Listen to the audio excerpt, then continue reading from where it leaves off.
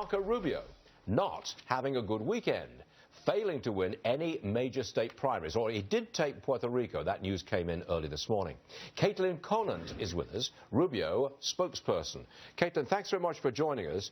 I'm just punching up on my screen here the statement in the Washington Post this morning. It's a headline. It says, "Inside the Rubio meltdown, frustration and perceived blunders." That's the front page of the Washington Post. You don't like that particularly, do you? Well, that story was written before we won Puerto Rico yesterday by an overwhelming margin. We're really fired up after that victory yesterday.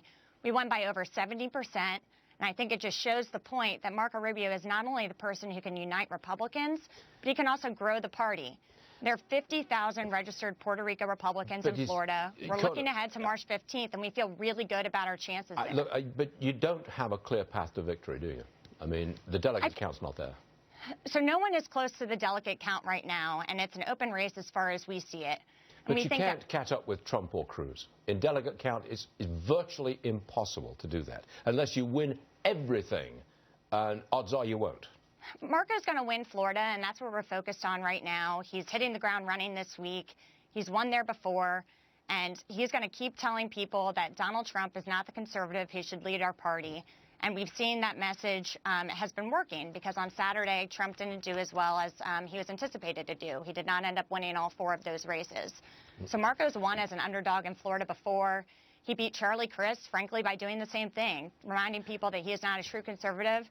And he's going to keep doing that. And we feel really confident that people are going to resonate to that message, and that we're going to bring home a win then. I've met Marco Rubio many, many times. I think he's a good man. And I like his policies. I like his tax plan. I do. Can't argue with that.